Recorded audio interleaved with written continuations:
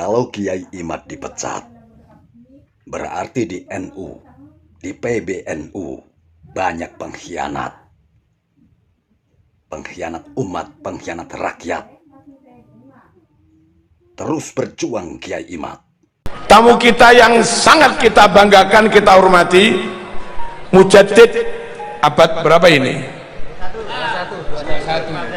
Wong pakai hijriyah kok. Abad 15. Romo Kiai Haji Ajengan ya, Imaduddin Usman Al-Banteni, semoga panjang umur, dijaga Allah, diselamatkan Allah, dimenangkan oleh Allah, amin Allahumma amin. Dan seluruh pasukannya juga, Kiai Nur Yahya, Bagus Nur Fadil, Gus Fakih, dan kita semua ini pasukannya. Justru keluarnya Kiai Haji Imaduddin dari keanggotaan LBM PBNU itu semakin menguatkan Kiai Haji Imaduddin, dan PBNU sendiri ibaratnya sudah mengguyur aftur, di mana aftur ini, Anda tahu aftur bagaimana, yang sangat sensitif sekali dengan percikan yang menimbulkan kebakaran yang luar biasa.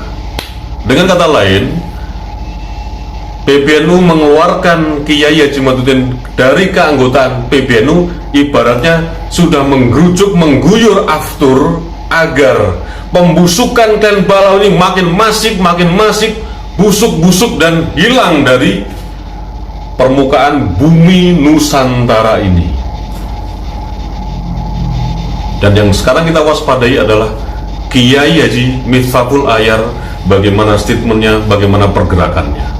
Terus mengawas-awasi Kiai Miftahul Ayar agar beliau akhirnya tersadar, lebih mementingkan kepentingan Nahdlin akar rumput daripada mementingkan dirinya sendiri, kedudukannya sendiri, dan terus berlea-lea di zona Yaman.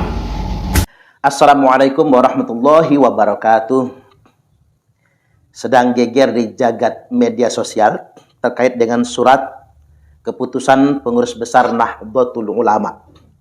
Surat ini dikeluarkan tertanggal 11 Rabiul Awal 1446 Hijriah atau 14 Oktober 2024 Masehi, dikeluarkan di Jakarta, yakni tentang pengesahan pergantian dan penambahan personalia pengurus antar waktu Lembaga Bahthul Masail Nahdlatul Ulama LBM NU masa khidmat 2022-2027, di mana ketika membaca lampiran surat keputusan tersebut, ternyata ketika dibaca di daftar anggota Lembaga Bahthul Masail LBM PBNU sudah tidak menyertakan nama Kiai Haji Imaduddin Utsman Al-Bantani. Jika benar surat ini benar-benar sudah dikeluarkan oleh PBNU, dan jika benar memang Kiai Imad tidak lagi disertakan menjadi anggota LBM PBNU, dalam tanda kutip kita mengatakan beliau dipecat atau dikeluarkan dari LBM PBNU, maka saya ingin tegaskan bahwasanya dikeluarkannya Kiai Imad atau sederhananya pemecatan Kiai Imad ini terjadi menandai satu abad Nahdlatul Ulama. Berarti memang qadarullah, ini sudah kehendak Allah Subhanahu wa taala. Sosok Kiai Imad adalah sosok yang memang ditakdirkan oleh Allah untuk menandai satu abadnya Nahdlatul Ulama. Kita hari ini sedang dihadapkan dengan euforia mengenai angka satu abad NU. Tapi jangan lupa sebetulnya di balik euforia tersebut ada sebuah tanda zaman yang harus kita sadari. Kita harus peka dengan ini semua. Kiai Imad adalah mujaddid sesungguhnya, setidak-tidaknya untuk satu abad Nahdlatul Ulama. Sebagaimana sabda Rasulullah sallallahu alaihi wasallam, "Innallaha yab'atsu li hadhil ummati ala ra'si kulli mi'ati sanatin may yujaddidu laha dinaha." Sesungguhnya Allah Subhanahu wa taala akan mengutus li hadhil ummah, untuk umat ini Ketika kita menunjuk li hadhil ummah, untuk umat ini, setidak-tidaknya buat kita Nahdlatul Ulama, buat kita kaum Nahdiyin, ala ra'si kulli mi'ati sanatin, di setiap pangkal 100 tahun. Karena kita sudah masuk ke abad yang kedua, di setiap pangkal 100 tahun, mayyujaddidu laha dinaha, orang-orang yang akan menjadi mujaddid, pendobrak, pendekonstruksi, memperbaharui, menegaskan ulang din mereka. Artinya memang menata ulang nilai-nilai yang sifatnya sudah terlalu mapan. Ibarat air yang sudah menggenang terlalu lama, dan air itu tidak mendatangkan kebaikan kecuali cuma virus dan bakteri. Dan hari ini memang klaim bahwasanya habaib adalah cucu Nabi, itu adalah klaim yang sudah terlalu mapan di Nahdlatul Ulama. Dan tentunya ini mesti didobrak. Mengapa didobrak? Karena pada kenyataannya habaib Ba'alwi memang bukan keturunan Nabi. Dan tandanya memang Kiai Imad merupakan sang pendobrak, sang mujadid tersebut. Buktinya semua kemapanan di NU menolak Kiai Imad, merasa terganggu dengan eksistensi sang mujadid ini. Ciri mujadid kan begitu. Semua orang yang dalam lingkaran kemapanan akan terganggu semua terkait dengan diskursus mengenai nasab Ba'alwi bukan sebagai cucu Nabi. Ini adalah persoalan masyarakat Nahdiyin. Kita tidak bisa menutup mata. Ini adalah gerakan umat, gerakan Nahdiyin akar rumput, NU kultural yang terus bergerak untuk membangun penyadaran bahwasanya Ba'alwi bukan keturunan Nabi.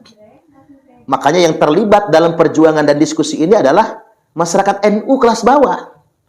Dan kalaupun di struktural, yang ada di MWC, yang ada di ranting NU, yang ada di PCNU, yang bersama-sama kemudian melakukan gerakan membangun penyadaran terhadap umat. Karena memang yang menjadi korban eksploitasi para kabib-kabib Ba'alwi, ya masyarakat Nahdiyin kelas bawah. Tahukah PBNU itu kalau hampir semua pesantren-pesantren NU itu didawir oleh para habaib, yang para kiai selama ini sungkan untuk menolak pendawiran tersebut. Karena mereka ini sudah mapan sebagai cucu Nabi yang diyakini oleh masyarakat Nahdlatul Ulama. Di kalangan Nahdiyin kan sudah mapan klaim mereka ini cucu Nabi. Selama ini para kiai kita, pengurus-pengurus pondok pesantren, sungkan untuk bersuara karena khawatir kalau mereka ini benar-benar cucu Nabi. Makanya ketika ada kajian yang menyatakan dan memastikan mereka bukan cucu Nabi, semua korban pendawiran, masyarakat Nahdiyin kelas bawah, pengelola-pengelola pondok pesantren bergabung untuk mendukung kajian tersebut. Dan memang agak berbeda dengan NU struktural. Maka pada kesempatan kali ini saya ingin membuat 3 catatan terkait dengan perjuangan Kiai Imad dan masyarakat Nahdiyin se-Nusantara, warga NU se-Nusantara yang mendukung kajian Kiai Imad ini. Catatan yang pertama, apa yang dilakukan oleh masyarakat Nahdiyin akar rumput atau struktur NU yang ada di bawah, ranting MWC atau beberapa cabang yang ada di Indonesia ini, itu semua dilakukan karena memang kecintaan tulus mereka dengan Rasulullah Sallallahu Alaihi Wasallam. Kita tidak mau nasab suci Rasulullah Sallallahu Alaihi Wasallam dikotori, dinodai oleh sekelompok orang yang mengaku-ngaku cucu Nabi.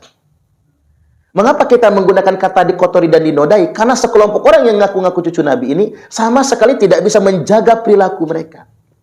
Perilaku yang mereka pertontonkan di tengah-tengah masyarakat NU justru kontradiktif dengan akhlaknya Rasulullah Sallallahu Alaihi Wasallam. Maka kita semua warga Nahdiyin di bawah, yang mungkin bagi PBNU bukan siapa-siapa dan tidak ada apa-apanya, tapi kamilah masyarakat Nahdiyin di bawah merasa sangat terganggu nurani kami dengan perilaku kabib-kabib yang justru mencederai nasab suci Rasulullah Sallallahu Alaihi Wasallam. Apalagi ketika kami ngaji, tumma fitnatu sarra, lalu muncul fitnah di zaman kelonggaran, kemerdekaan. Ya zaman sekarang, ketika bangsa-bangsa muslim merdeka, ketika bangsa Indonesia sudah tidak dijajah lagi, kita saatnya membangun dakhaluha min tahti qodama rajulin min ahli baiti. Akan muncul fitnah yang keluar dari bawah 2 telapak kaki seseorang yang ngaku-ngaku dari ahlul baitku, kata Nabi. Yaz'umu annahu minni wa laisa minni. Mereka mengaku-ngaku sebagai keturunanku padahal ia bukan keturunanku. Wa innama awliya'iyal muttaqun. Sesungguhnya semata-mata wali-waliku, keluargaku, kata Nabi, adalah mereka orang-orang yang bertakwa. Ketika kita membaca hadis ini, seolah-olah kita disadarkan. Loh, yang tampil di masyarakat NU sebagai cucu Nabi, ini bukan cucu Nabi. Tapi mereka yang hanya mengaku-ngaku saja. Maka tanpa dikomando, tanpa dibayar, serentak seluruh Nusantara, warga Nahdiyin dengan keberanian dan modal apa adanya, bergabung, berjuang untuk mencerdaskan umat, mencerahkan umat, mengatakan bahwasanya mereka ini bukan cucu Nabi. Ini semua terjadi karena apa? Bukan karena uang. Mohon didengar para masyayikh di PBNU. Ini bukan karena uang. Ini bukan karena jabatan. Ini bukan karena bayaran. Karena saking cintanya dengan nasab suci Rasulullah Sallallahu Alaihi Wasallam. Tak perlu mengajari bangsa Indonesia tentang cinta kepada Nabi. Karena kita semua tahu bangsa Indonesia yang walaupun nun jauh dari Mekah, pusat Islam di sana, kita tahu bangsa Indonesia adalah bangsa yang sangat cinta dengan Nabi-Nya. Yang paling gemar salawat siapa? Ya orang Indonesia. Nggak ketemu kita grup-grup salawat di Timur Tengah seramai yang ada di Indonesia ini. Sangat cinta orang Indonesia itu dengan salawat. Lalu mengapa orang Indonesia sangat cinta dengan salawat? Karena sangat cintanya mereka kepada Nabi-Nya. Jadi tak perlu lagi meragukan kecintaan ini. Itulah mengapa kemudian Nabi menyebut ulaika ikhwani. Mereka semua adalah ikhwan-ikhwanku, kata Nabi. Mereka semua saudara-saudaraku. Di saat orang gembar-gembor dalam darah Ani mengalir darah Nabi, di saat orang bangga betul ngaku sebagai cucu Nabi, Nabi tidak mencari itu. Apa yang Nabi sabdakan? Yang aku rindukan adalah ikhwanku, kata Nabi. Saudara-saudaraku. Siapa ikhwan-ikhwannya Nabi? Mereka yang belum pernah berjumpa denganku, terpisah waktu denganku, terpisah jarak denganku, tetapi dia beriman dan mencintai aku, kata Nabi. Hadis ini merujuk tentang bangsa Indonesia. Bangsa yang jauh secara jarak dengan Nabi, jauh masanya dengan Nabi, tapi begitu cintanya beriman kepada Nabi. Inilah ikhwan-ikhwan Nabi. Kita warga Nahdiyin sadar betul, Nabi tidak mencari orang yang membangga-banggakan sebagai anak cucu Nabi. Yang Nabi rindukan adalah ikhwan-ikhwannya. Dia bukan siapa-siapanya Nabi, tapi dia sangat cinta kepada Nabi. Tak pernah berjumpa dengan Nabi, bahkan tak pernah melihat Nabi. Ini yang dicari sebetulnya. Catatan yang kedua saya ingin sampaikan hari ini. Kami, masyarakat Nahdiyin di bawah, walaupun tidak lagi dimasukkan ke struktur, walaupun Kiai Imad sudah dipecat dari PBNU, walaupun mungkin yang lainnya yang berjuang dengan frekuensi yang sama dengan Kiai Imad, yang mungkin tidak lagi diakomodir di struktur NU. Entah sengaja atau tidak sengaja, tapi izinkan kami terus berjuang, mencerdaskan umat ini. Kalaupun tidak diizinkan, kami tetap terus berjuang. Kami maklum hari ini, struktur NU sedang sibuk. Sibuk dengan apa? Saya perhatikan kita harus jujur-jujuran nih. Karena ini satu abad Nahdlatul Ulama. Sedang sibuk dengan kekuasaan. Ada yang sibuk ingin menguasai partai politik. Ada yang sibuk kemudian ingin mendapatkan jatah menteri. Oke, kita jujur-jujuran. Buka mata, buka telinga. Hari ini kan kita sedang disebutkan dengan itu semua. Ada yang sibuk ingin dapat jatah menteri. Ada yang sibuk ingin mendapatkan jatah proyek. Ada yang sibuk kemudian ingin mendapatkan kedudukan tertentu. Sedangkan di tingkat wilayah ada yang sibuk ingin jadi gubernur, wakil gubernur. Ada yang sibuk ingin menjadi bupati, wali kota, atau wakil bupati, wakil wali kota. Ada yang sibuk menggunakan privilege NU-nya untuk nyalek dan lain sebagainya. Bahkan betapa banyak kader-kader NU struktural yang memiliki jabatan struktural di NU menggunakan privilege NU untuk mendapatkan proyek-proyek strategis yang ada di pemerintah. Kita jujur-jujuran saja. Apa kami menyalahkan kader-kader NU yang sibuk nyari proyek, nyari jabatan, memanfaatkan itu untuk kepentingan politik? Enggak kami salahkan. Karena orang NU juga penting jadi menteri, orang NU juga penting jadi gubernur, jadi wakil gubernur, jadi bupati, wali kota, jadi anggota dewan, ngelola proyek ini, proyek itu, tambang ini, enggak kami salahkan. Kami semua berharap juga itu maslahat buat masyarakat Nahdlatul Ulama. Hanya saja, jangan melupakan esensi perjuangan sebenarnya. Kita nggak boleh mengkhianati Mbah Hasyim Asy'ari. Makanya pesan buat Kiai Imad, walaupun tidak diakomodir di struktur NU, panjenengan tetap menjadi Nahdiyin. Panjenengan tetap menjadi warga NU. Karena kita mengamalkan pesan Mbah Yai Hasyim Asy'ari. Kita urusin NU. Walaupun tanpa jabatan. Walaupun tanpa di struktur. Karena kita merupakan santri Romo Hadratus Syekh Kiai Haji Hasyim As'ad. Enggak masalah itu. Kita berbaik sangka dengan hari ini kader-kader NU yang memang sedang sibuk betul dengan jatah menteri, dengan jatah tambang, dengan proyek ini, proyek itu, menjadi tim sukses dari calon bupati, calon wali kota, calon gubernur, calon wakil gubernur, dan kemudian mendapatkan setidak-tidaknya uang untuk dukung sana dukung sini. Kami semua maklum dengan itu semua. Saya pikir ini maslahat juga. Tapi satu hal yang ingin saya sampaikan. Agama sejatinya tidak diwariskan kepada penguasa. Din ini tidak diwariskan juga kepada orang yang kaya raya. Mbah Hasyim Asy'ari sudah mengajarkan kepada kita semua. Mbah Hasyim Asy'ari membangun NU tanpa kekuasaan. Membangun NU bukan dengan uang yang banyak.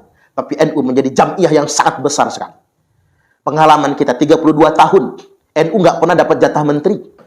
32 tahun di zaman Orde Baru. Tidak mendapatkan jatah menteri. Tidak mendapatkan jatah proyek. Pesantren NU gedek geribik semua. Bahkan sekolah-sekolah ma'arif yang hendak mengajukan bantuan kepada pemerintah di zaman Orde Baru, disuruh mengganti dulu nama sekolahnya agar mendapatkan bantuan. Sampai-sampai sekolah NU banyak yang menginduk ke Matlaul Anwar demi mendapatkan bantuan pemerintah. Tapi apa NU menjadi senyap? Apa NU menjadi mati? NU tambah kuat. Setidak-tidaknya hari ini ada 30.000 lebih pesantren Nahdlatul Ulama. Ada jutaan santri yang belajar di pesantren-pesantren NU. Gedung memang tidak megah. Bahkan dibangun secara swadaya. Coba kita lihat. Di Tebu Ireng, di Lirboyo, di mana asrama-asrama santri dibangun secara swadaya. Santri Lampung bikin asrama Lampung. Santri Banten bikin asrama Banten. Mereka telepon orang tuanya, ayo nyumbang. Walaupun dibangun sedemikian rupa, tapi ada puluhan ribu santri yang cerdas, yang alim di sana. Ini menandakan NU dan din Islam ini tidak dibangun atas dasar kekuasaan. Walaupun orang Islam berkuasa semua, Islam belum tentu berjaya. Walaupun orang Islam kaya, sugih semua, Islam belum tentu berjaya. NU belum tentu berjaya. Agama tidak diwariskan kepada penguasa dan pengusaha. Tapi sejatinya agama diwariskan kepada orang-orang yang berilmu. Wa annal ulama'a warasatul anbiya. Dan sesungguhnya ulama itu adalah pewaris para nabi. Ini catatan yang kedua. Jadi kita memaklumi hari ini ketika NU struktural, terutama yang di atas, sedang asyik dengan proyek, jatah menteri, jatah kekuasaan, tim sukses dan lain sebagainya. Tapi kami NU kultural akan terus mendobrak untuk menandai satu abad Nahdlatul Ulama ini. Kemudian poin yang ketiga, apa yang dilakukan masyarakat Nahdiyin kelas bawah ini. Yang diantaranya ada Kiai Imad, ada Kiai Marzuki Mustamar, ada Kiai Muhammad Abbas Gili Yaksi, dan kiai-kiai yang lainnya, anak-anak muda yang lainnya. Ini dalam rangka menyambut 1.500 tahun masa Islam. Dari kelahiran Nabi, maka tahun 1446 Hijriah ini terhitung sudah 1499 tahun. Artinya tahun depan sudah 1.500 tahun. Zaman sudah semakin akhir, Israel sudah semakin zalim. Setidak-tidaknya, barangkali, mungkinkah Imam Mahdi akan segera muncul. Karena Nabi SAW telah menyatakan, Imam Mahdi itu min itrati. Imam Mahdi itu adalah keturunanku, kata Nabi. Min waladi Fatimah. Dia adalah keturunan Fatimah. Berarti dzurriyyat Nabi. Dalam hadis yang lain disebutkan min ahli baiti. Imam Mahdi itu adalah dari keluargaku, kata Nabi. Di mana ismi, namanya adalah namaku, kata Nabi. Wa ismu abihi isma abi, dan nama bapaknya adalah nama bapakku, kata Nabi. Imam Mahdi itu adalah keturunan Fatimah. Imam Mahdi itu adalah itrohnya Nabi. Imam Mahdi merupakan bagian dari ahlul baitnya Nabi. Namanya Muhammad, bapaknya bernama Abdullah. Maka ulama sepakat, wajib memverifikasi siapapun yang mengaku-ngaku anak cucu Nabi, agar tidak ada Imam Mahdi palsu. Jadi kalau ditanya, apa wajib membuktikan Ba'alwi itu? Memverifikasi Ba'alwi sebagai cucu Nabi betulan? Iya, wajib. Karena kita sudah di akhir zaman, kita mengantisipasi agar tidak ada Imam Mahdi palsu, orang yang ngaku-ngaku keturunan Nabi, ahlul bait Nabi, padahal bukan. Karena Imam Mahdi adalah pemimpin pasukan umat Islam untuk berperang terhadap kezaliman Yahudi Israel tersebut. Maka mau tidak mau, menyongsong kehadiran Imam Mahdi ini menjadi wajib bagi kita semua memverifikasi siapapun untuk membangun kepastian siapapun yang telah membangun tersambungnya nasab kepada Rasulullah Sallallahu Alaihi Wasallam. Sebagaimana yang disebutkan oleh Al-Hafiz Ibnu Hajar Al-Haytami, yang bagi li kulli ahadin ayyakuna lahu ghiratun fi hadzal nasabi syarif wa dhabatahu hatta la yantasib ilaihi sallallahu alaihi wasallam ahadun illa bihaq. Kita semua harus sensitif menjaga kemuliaan nasab suci Rasulullah sallallahu alaihi wasallam, dan kita yang punya ilmu dan kemampuan seperti Kiai Imad wajib meneliti, memeriksa siapapun yang mengaku-ngaku sebagai keturunan Nabi, dan tidak ada lagi nanti yang berani mengaku sebagai zuriat Nabi kecuali dengan data yang benar. Dan kami ingin ingatkan kepada Bani Ba'alwi, ma min rajulin idda'a li ghairi abihi wa huwa ya'lamuhu illa kafar. Tidaklah seorang yang sengaja membangun penasaban kepada laki-laki yang bukan bapaknya, kecuali pasti dia telah melakukan kekafiran kepada Allah Subhanahu wa taala. Wa man idda'a qauman laisa lahu fihim nasabun falyatabawwa maq'adahu minan nar. Barang siapa yang ngaku-ngaku nasabnya berasal dari nasab keluarga tertentu, klan tertentu, kaum tertentu, termasuk mengaku-ngaku sebagai keluarga Nabi, nasabnya dari Nabi, padahal bukan, fal yatabawwa maq'adahu minan nar, silahkan dia mengkapling sendiri tempat tinggalnya di dalam neraka yang sudah disediakan oleh Allah Subhanahu wa taala. Terus berjuang masyarakat Nahdiyin senusantara, mari kita bangkit menandai abad kedua Nahdlatul Ulama. Kalaupun Imam Mahdi belum muncul di zaman kita hari ini, setidak-tidaknya Allah akan kirim mujaddid. Saya ulangi, kalau Imam Mahdi belum muncul, setidak-tidaknya yang muncul adalah mujaddid setiap 100 tahun. Cuman kalau Imam Mahdi sudah muncul, kiamat sudah mau mendekat. Tapi kita berharap itu semua takdir Allah. Kalaupun tidak, harapan kita muncul mujaddid. Kalau muncul mujaddid, maka usia zaman masih panjang. Innallaha yab'atu li hadhil ummati ala ra'si kulli mi'ati sanatin mayyujaddidulaha dinaha. Semoga yang muncul adalah mujaddid, dan kita terus membangun negara kesatuan Republik Indonesia bersama Islam yang rahmatan lil alamin. Wallahul muwaffiq ila aqwamit thoriq. Wassalamualaikum warahmatullahi wabarakatuh. Sungguh menggegerkan di saat Kiai Haji Imaduddin Usman Al-Bantani sudah membeberkan semua fakta-fakta dan juga bukti-bukti bahwa klan Ba'alawi itu bukan dzurriyyah Rasulullah. Namun fakta mengejutkan oleh Ketua PBNU yang memecat Kiai Haji Imaduddin Usman Al-Bantani dari kepengurusan PBNU. Dan kita sudah dengar bersama beberapa kalangan masyarakat, tokoh masyarakat yang sangat heran akan keputusan dari PBNU yang memecat Kiai Haji Imaduddin Usman Al-Bantani. Ada apa sebenarnya? Namun kita belum tahu pasti seperti apa dan apa yang terjadi di kubu PBNU. Bagaimana menurut pendapat teman-teman semua? Silahkan lanjut di kolom komentar. Terima kasih sudah selalu mengikuti channel Arman Al-Fatih. Dukung terus Arman Al-Fatih agar bisa memberikan informasi yang bermanfaat kepada teman-teman semua. Sampai jumpa di video selanjutnya. Assalamualaikum warahmatullahi wabarakatuh.